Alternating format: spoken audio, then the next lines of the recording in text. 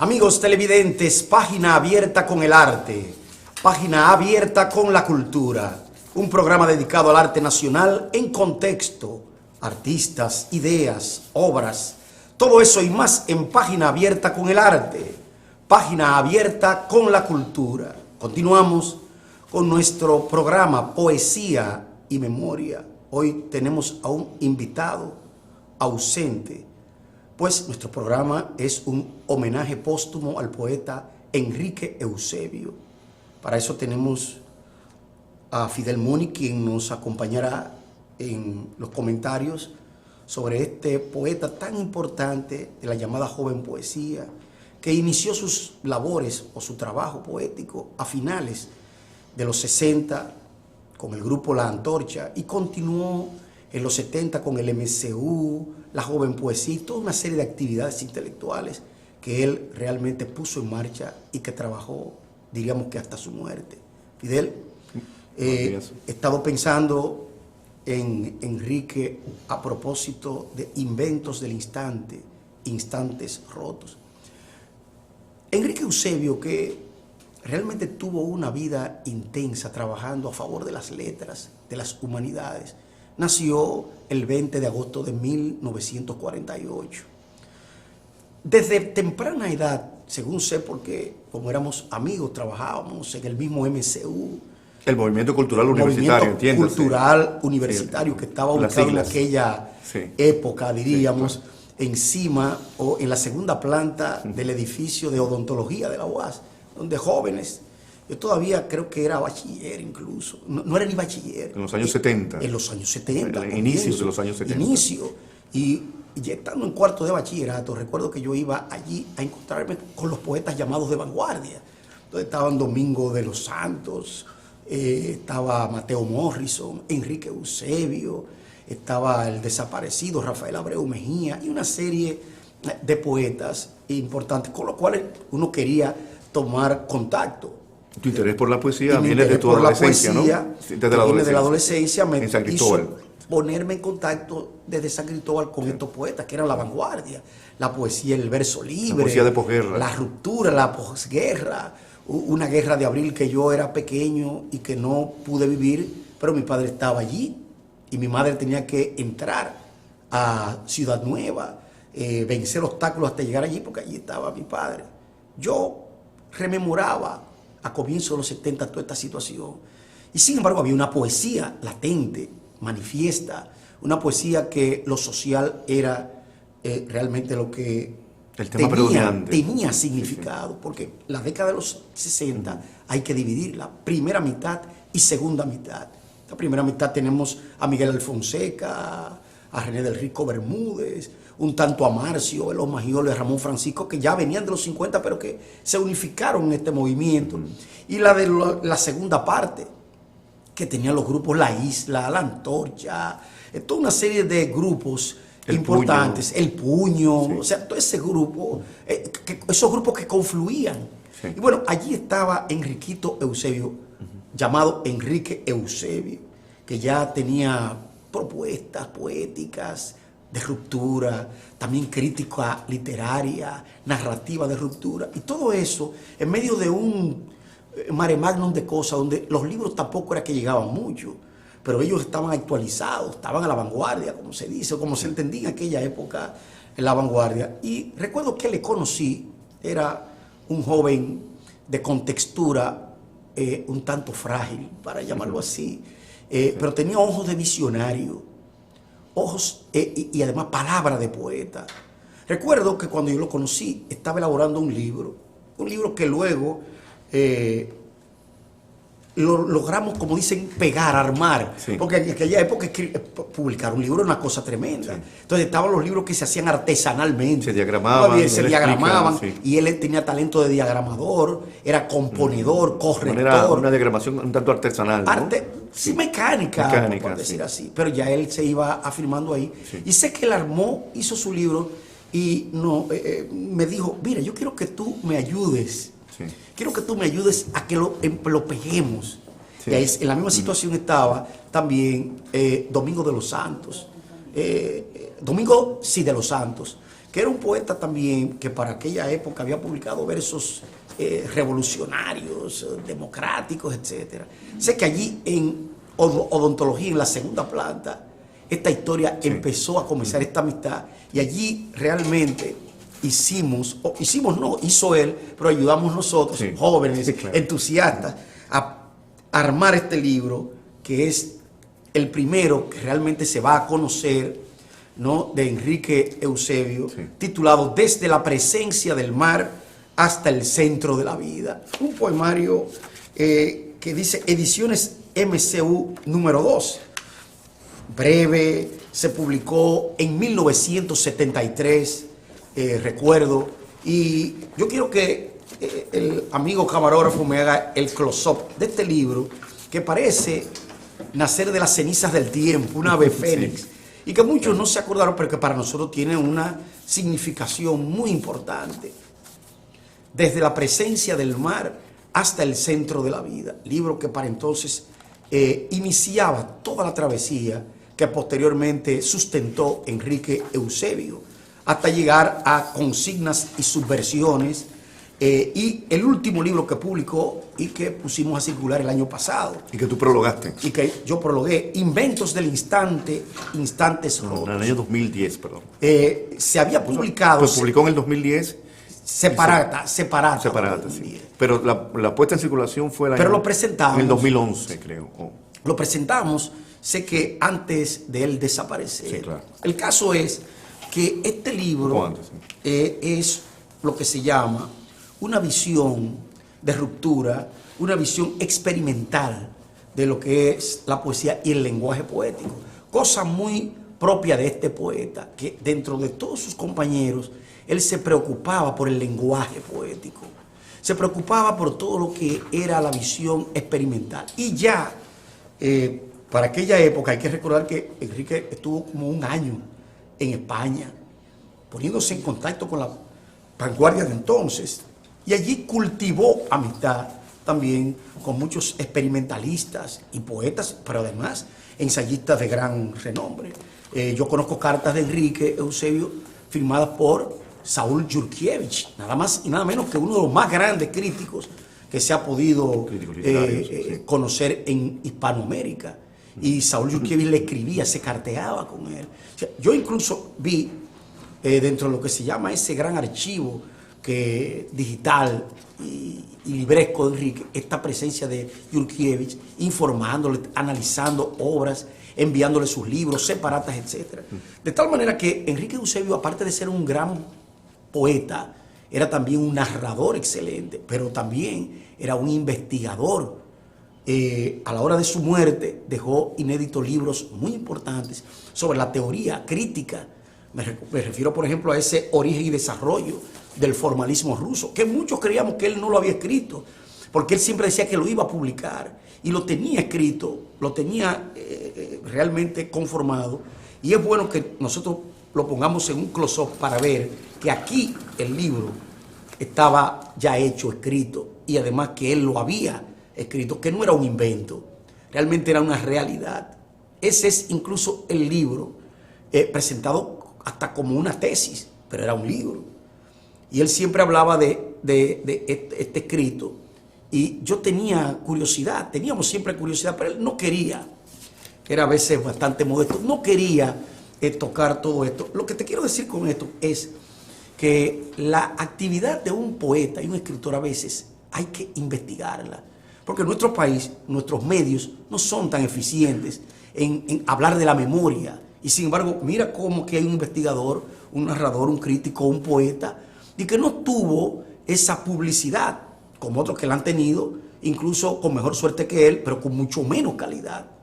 En el caso de él, estamos ante un poeta que tenía conciencia del oficio y conciencia del lenguaje. Creo que sí, hay varias, es obvio, hay varias facetas importantes a resaltar en la vida y en la obra de Enrique Eusebio.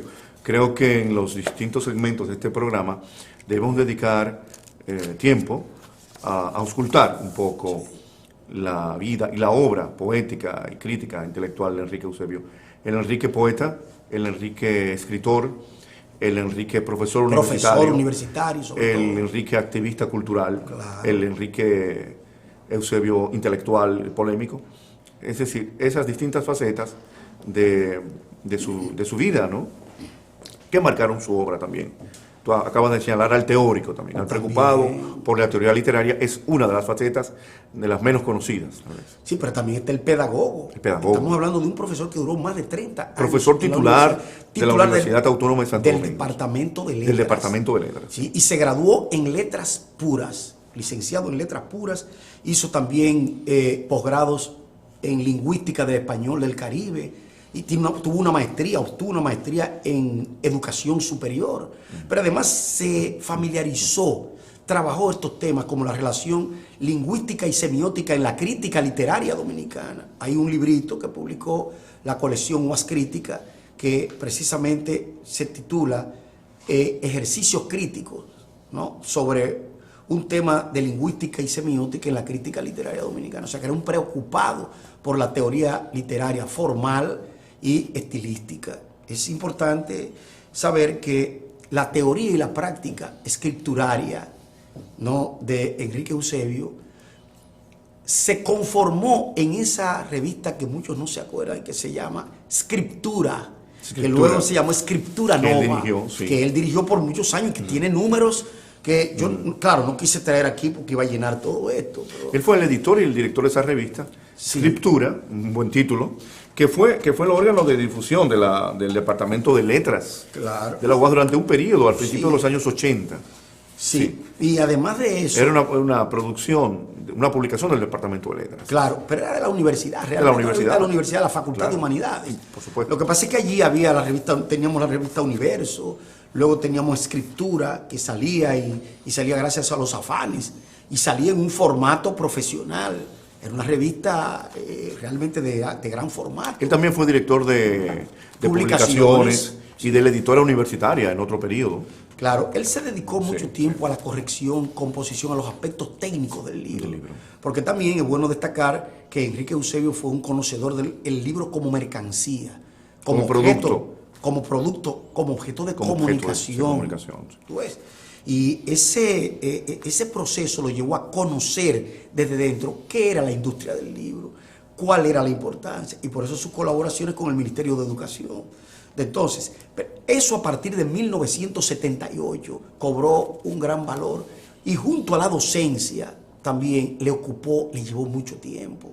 Yo digo, hablábamos con unos amigos que éramos de la opinión de que si Enrique Eusebio se hubiera dedicado nada más a la creación literaria, hubiera tenido ahora una obra inmensa, pero él se dedicó también a divulgar conocimientos, a profesar sobre la literatura y la lengua. Pero eso habla mucho de la situación del intelectual, del escritor y del poeta, en una sociedad como la dominicana, donde hay que sobrevivir. Hay que sobrevivir. Sí.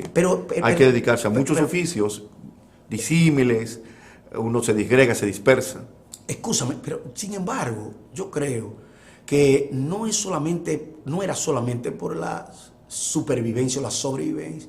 En Enrique, yo lo conocí muy bien, el aspecto del arte del libro contaba mucho.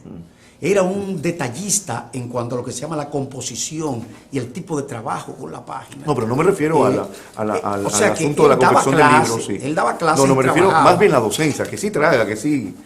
Era coordinador, que sí toma tiempo. Era coordinador de un departamento o de una cátedra de un departamento. Pero que aparte de eso también él era editor y al mismo tiempo era corrector profesional. Oficios, tenía oficios literarios que no es frecuente en un poeta.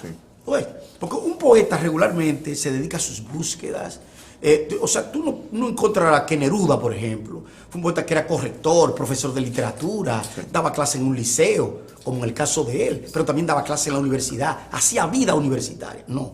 Pero en nosotros hay escritores que sí hacen. Digamos que Neruda solo hacía poesía. ¿Perdón? Neruda solo vivía y hacía poesía. No vivió, pero por eso tiene una obra inmensa. Bueno, fue diplomático. Y de sus viajes y de la política. Sí. Pero te quiero decir que en el caso nuestro, no es como en el caso chileno o argentino.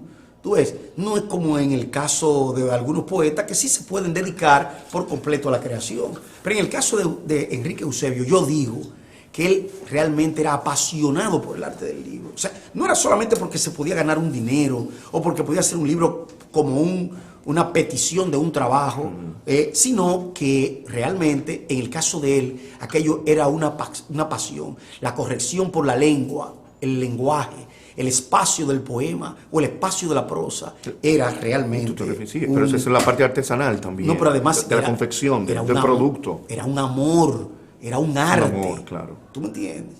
Así que, Fidel, pero sobre eso vamos a seguir hablando en nuestro próximo segmento.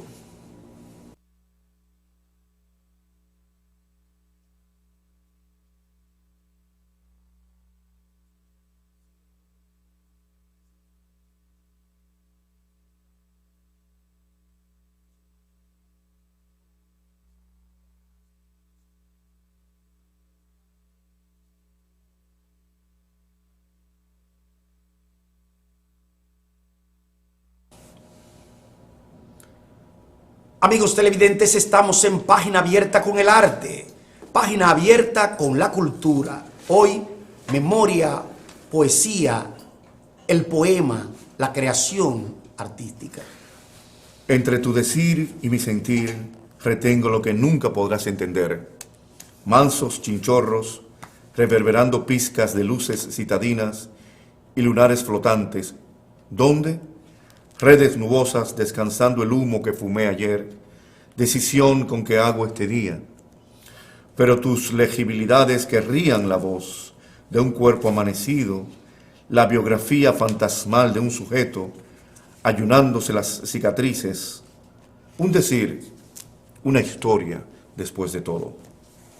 En Inventos del Instante e Instantes Rotos de Enrique Eusebio. Sí, es bueno que el público, el amigo televidente, también sepa que lo que se llaman las etapas de creación de un autor tienen sus propias cardinales, sus propios puntos significativos.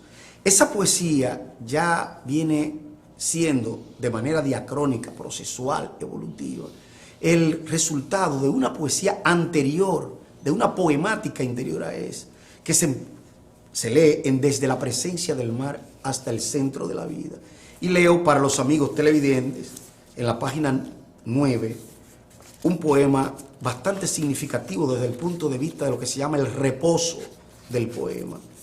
Sofocado, accedo a un túnel risiblemente transparente.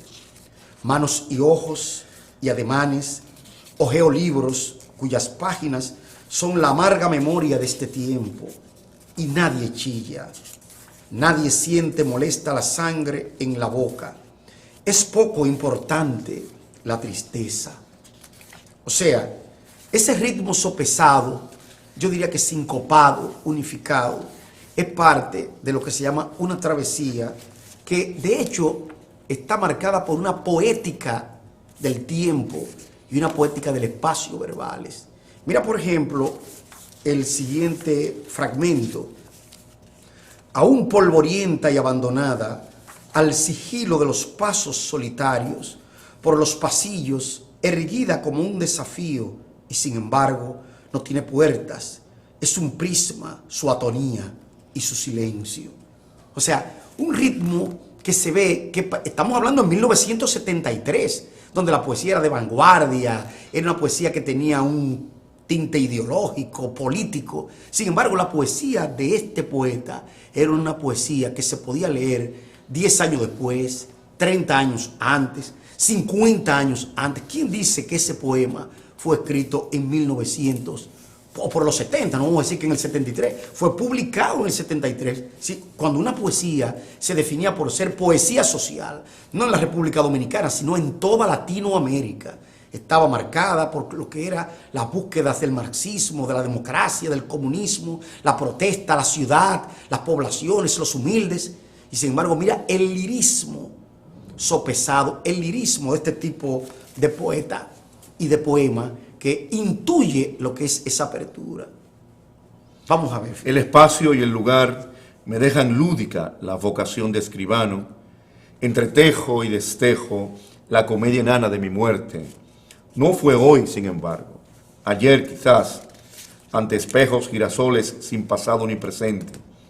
Entonces ahora, el ayer de ahora, entre fangos, saltando riachuelos nietos de antiguas calles retenidas en mi infancia, o cuando el puente, réplica de catapulta hacia la muerte, entreabría sus fauces, mientras barcos gigantes penetraban su cielo. No siempre, a veces era plano y tremolinaba. El principio del derrumbe,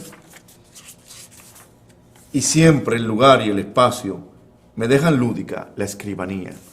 Oye bien, ¿Cómo repite? Oye bien. La vocación de escribano. hay una mano que busca un automóvil desde el que no sonríe, una marea de luces borrosas y crepitantes letreros. Hay un beso a mitad de la calle, una broma que salta y se enreda en la sonrisa. Luego, un disparo que es una réplica al aire y soledad, ausencia de murmullos. Las calles se vuelven distantes, el mar. Mira bien, además, cómo eso empalma con el siguiente ritmema poético, mover el pie, describir un ángulo desde el que una bola se abre y entrega aisladas tus manos, tu voz fuerte, ahogada en el fondo. Nadie rebatiría sin una cierta dolencia espumante. Estás calada en las aguas marinas de un remordimiento que desconoces, que te burbuja y cantas porque el dolor es más fácil. Si no nos importa, si lo pensamos tan solo en el jornal de la mañana. Fíjate bien que esta poesía, leyéndola yo ahora, digo, estaba en un contexto, pero se salía del contexto. No estamos hablando del protestatario, que era él incluso, el individuo que creía en los poetas de Nicaragua, en la lucha por lo que se llama la Revolución Cubana, que era la época, ¿no? La guerrilla, el Che Guevara, todo eso era parte de aquellos temas, y sobre todo la ciudad, el asumir la publicidad como parte del poema, que ya venía desde René del Risco Bermúdez, Miguel Alfonseca, y una serie de poetas que eran poetas de la publicidad también, de la publicidad, no, del nuevo campo del lenguaje que enfrentaba esa época de frustración, de desenfado, pero además también del compromiso. Era la época del compromiso. Sin embargo, mira cómo suena esa poética hoy, a tantos años de haber sido publicada. La escritura reescribe cíclicos instantes, ese espejo que irrita, exempli gratia. Por ejemplo, un río en que me ahogo y no muero, una palabra que trago pero no digiero, libros apilados donde dije lo que no debí decir, todo voluntad de reingeniería, palabras impresas en escarceos, mar de fuego y sueños, arrebatado enemigo que amigo me esputa, algas muertas que llegan hasta la orilla y se esfuman, mal del mar, prostituto si se lo deja morir a su antojo. En las olas sus coqueteos nacen, pero no se inscriben en esta hoja, se escurren del paisaje azul grisáceo y vuelven, no en flujos, solo en malabares, desperdicios de un circo ausente. O sea que realmente podemos observar también una unidad conformativa del significado poético en esta obra, que es una obra que no es bullosa, no es una obra escandalosa, es una obra reposada, escrita con conciencia de un lenguaje y un oficio, pero como que no ha llamado tanto la atención de la crítica. Palabras impresas en escarceos. Poética dominicana. Sí. O sea, no ha llegado a conquistar, porque nosotros, como te digo, la publicidad y la bulla literaria. No ha sido ruidosa. O sea, no ha sido ruidosa, bullosa, yo diría. Sí, sí, porque ¿qué pasa? Sí. Que desde ese punto de vista, un poeta asume un tipo de evolución, sí, de lengua a lenguaje. Por eso digo yo que instantes rotos, o sí, inventos del instante, Varada, instantes rotos, que él le pone irónicamente Separata 2010. Pero ¿qué pasa? Que sí, ya él había publicado en el suplemento aquí de la noticia fragmentos de ese libro. Y él, que era un asiduo colaborador de ese periódico y de Artes y Letras, sí, todos esos suplementos que teníamos por los 70, los 80, y que desaparecieron, hizo de toda esta Separata lo que se llama una visión que yo diría que es macroscópica o ectópica de la poesía, o sea, que tiene que ver con una visión espacial, una visión temporal, y que Fidel retoma en estos inventos del instante, porque aquí hay una suma de lo que es su obra. Teníamos que decir que anterior a esta obra tenemos a consignas y subversiones. Quiero que el maestro me enfoque aquí. Del año 80. Libro importantísimo. Sí, claro. Un libro fundamental desde el punto de vista de lo que es hoy la búsqueda, ¿no?, poética, experimental, y además con el libro que Enrique Eusebio, luego de que el pluralismo haya bajado de temperatura, él evoca, y evoca a partir de lo que se llaman varios lenguajes. Claro. Este libro, que es un libro para ser visto y leído. ¿Por qué visto y leído? Porque esas consignas, que son también versiones y subversiones, realmente esas subversiones son explosiones del lenguaje, un cambio de lo que se llama el significante poético, publicado en 1980. Este libro realmente, y quiero que me enfoquen para que el público, amigos televidentes, vean cómo una página se va transformando, cómo se va transformando y cómo ella se va leyendo a través de unas cosas que parecen fragmentos. Mire, fragmentos, y que son fragmentos del instante. Observen. Del instante poético. Exacto. Del instante de ruptura. Miren qué tipo de poesía. Usted se preguntará, pero ¿cómo va a ser esto? Poesía. Mire, donde además está la imagen del poeta. Pero el televidente se preguntará, ¿cómo leer esa poesía? ¿Cómo leer ese poema? Exacto, que hay que leerlo verbal, a ratos, a saltos, y sin embargo ¿cómo? ¿De manera literal, de manera vertical, porque no es una poesía, sí, no es una poesía lineal, claro, es una poesía simultánea, plural, ¿no?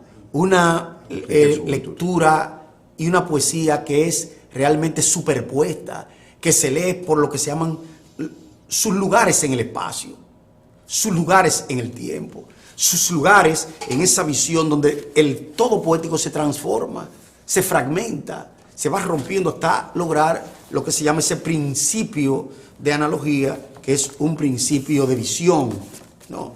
Un principio de visión que atilda sobre lo que se llama una no monumentalidad poética. El poema, miren, con flechas, con corchetes, todo lo que una tradición europea ya había conocido por los años 60, 70, aquí en Latinoamérica entra, y dentro de los cultores en Latinoamérica, eso aparte de Paz, aparte de toda una serie de poetas que fueron maestros, aquí en la República Dominicana él fue de los cultores. Él, y claro, hay que mencionar a otro poeta, Cayo Claudio Ginal, también, sí, que trabaja Utopía del Vínculo. A continuación, sí, trabaja toda su obra, desde sus banquetes de aflicción, hasta su último libro publicado por la Editora Nacional.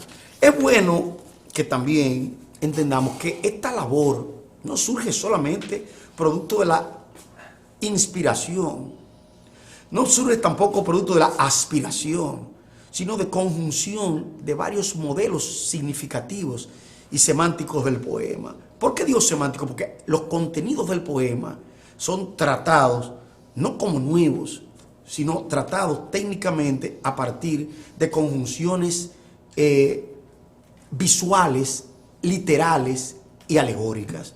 O sea, aquí este tipo de poesía que se dice vanguardista es la suma de todo ese alegorismo medieval, de todo ese alfabeto espiritual que ya Osuna, en el siglo XV, XVI, ya había ido divulgando. O sea, que todo este tipo de literalismo simbólico ya había pasado en la historia del pensamiento, ya se había afirmado en la historia del pensamiento poético, ya los poetas habían reflexionado sobre lo que se llama ese conocimiento divino, ese nous theos, que en el Renacimiento y en la escolástica ya había hecho una carrera estrepitosa. Pero también había hay trabajado lo que se llama la visión abierta del poema. También hay antecedentes en esta poesía experimental, en este juego, en este reordenamiento espacio-temporal del poema, en esta propuesta de distintas opciones lecturales, la ruptura del orden de lectura. Hay antecedentes en esta ruptura, esta transgresión, en Apollinaire, en Mallarmé, en la poesía del final del siglo XIX, principio del siglo XX, la poesía francesa, que influye mucho en Enrique Eusebio, los poetas franceses. Sé que esto es importante, pero ya nos están haciendo señas. Sí. Para el próximo segmento continuar con estas y otras visiones. Yo quiero decir,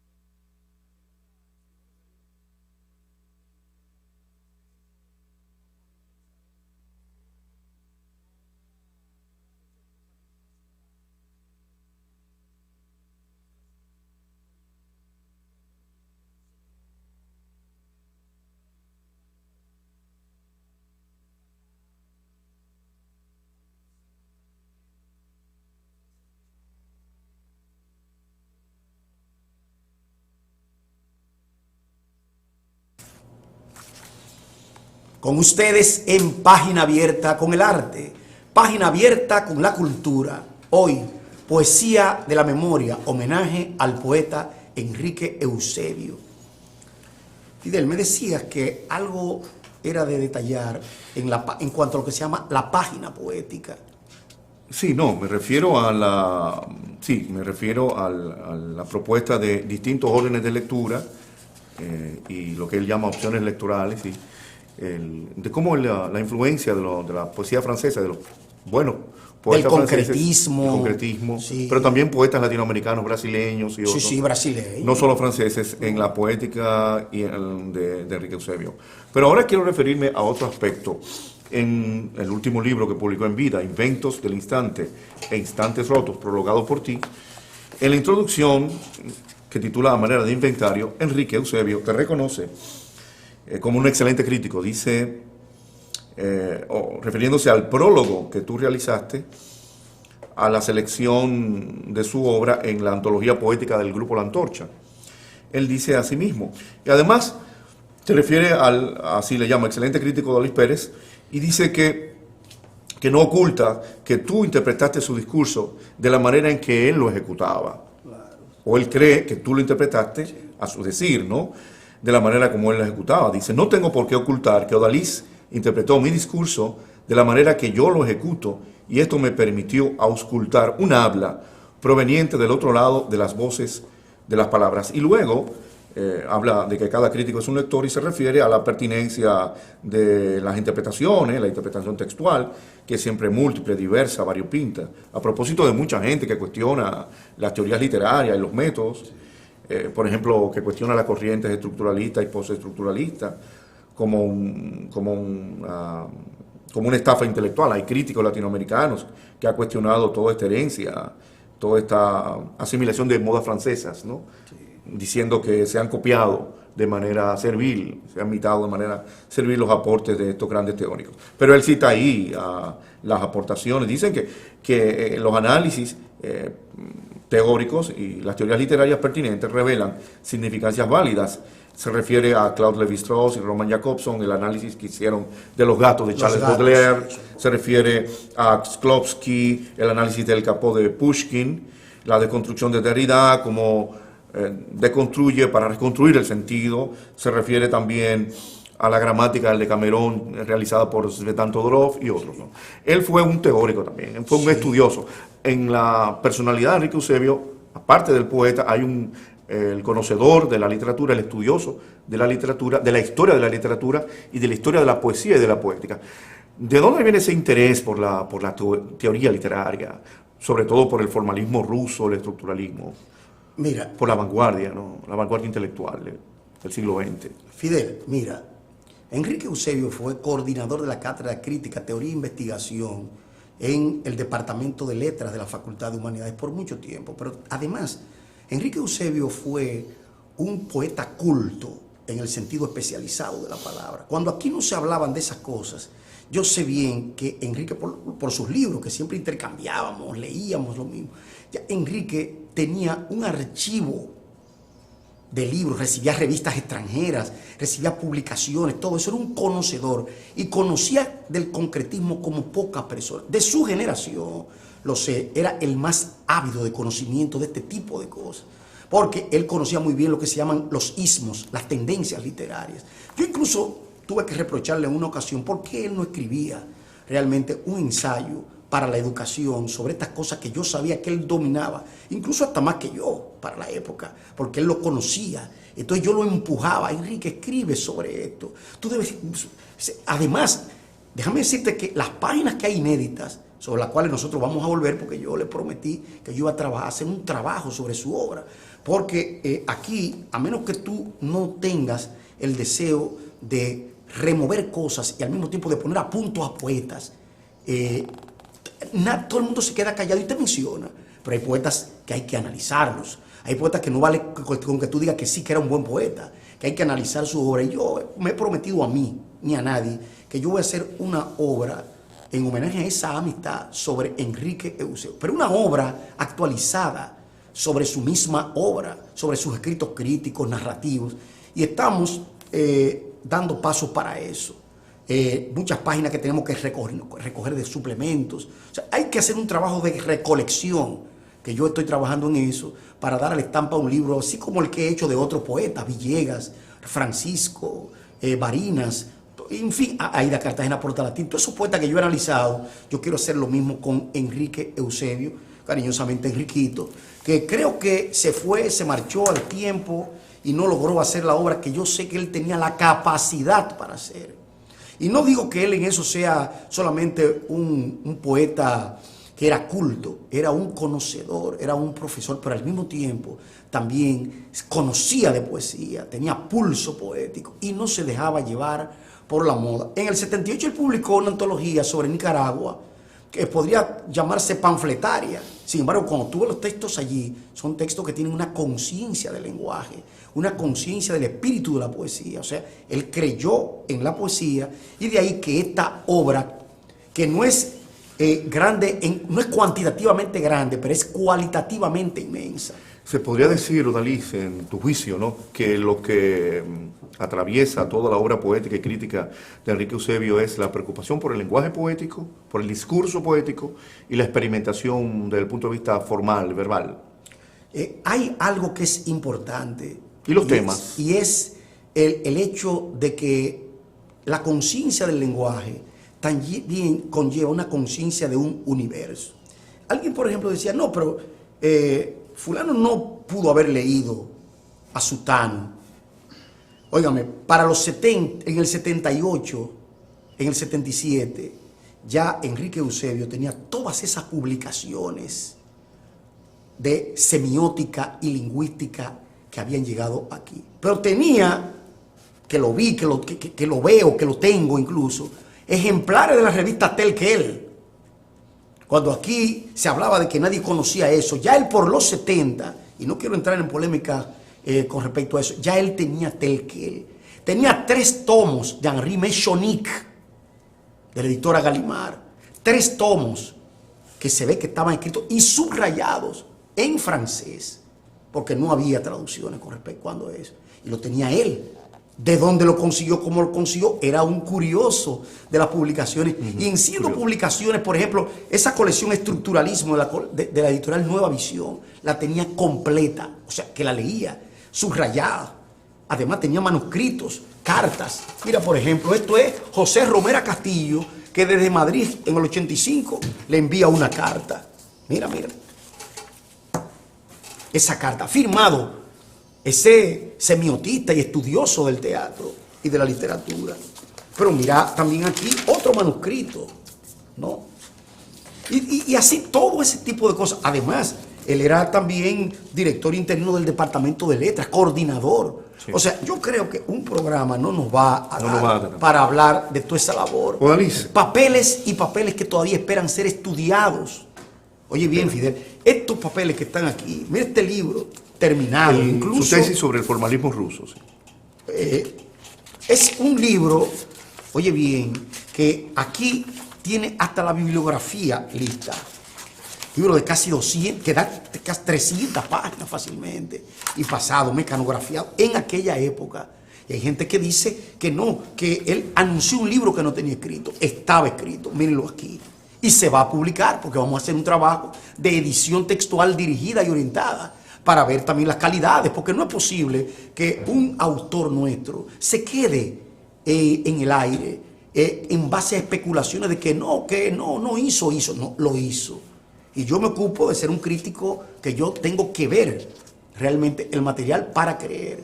Y él lo tenía organizado, porque también tenía un criterio de orden. Hay muchos papeles dispersos que luego en un próximo programa vamos a traerlo a colación, que son importantes para la historia, la crítica y la teoría literaria en la República Dominicana, más la dispersión de todos esos textos polémicos, donde él apunta a asuntos que son concretos dentro de lo que se llama la historia de las ideas estéticas en la República Dominicana, de la cual hablaba de que había que revisarla siempre. Pues, sí. O sea que al hablar de esto que ha quedado, miren lo que es también la conciencia de un oficio. Él elaboró este material, pero aquí le puso fe de erratas advertidas, luego de que la había publicado. Y aquí tiene 1, 2, 3, 4, 5, que él le llamaba fe de erratas, debe decir. Donde dice, debe decir.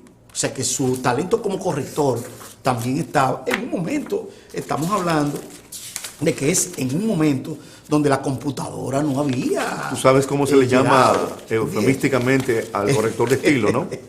¿Cómo se le llama al corrector de estilo? Sí. El esteta del lenguaje. El esteta del lenguaje. ¿Qué es lo que es?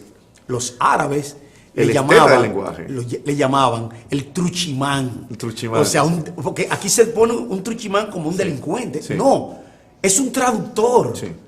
Por ejemplo, en la aduana de Túnez había un truchimán que era franciscano y se convirtió al islamismo, sí. Turmeda, ¿no? Y él era traductor del árabe y del catalán en una aduana y le llamaban truchimán.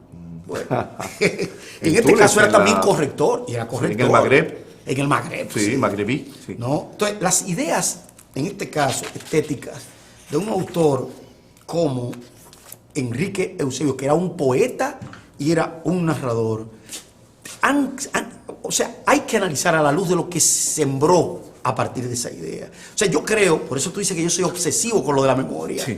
Es que la memoria hay que removerla, no solamente presentarla, hay que removerla, hay que hollarla, y hay que hacer, bueno, ya me están haciendo señal de que se terminó. Amigos televidentes, así hemos llegado al final de una emisión más de Página Abierta con el arte, Página Abierta con la cultura. Hasta pronto.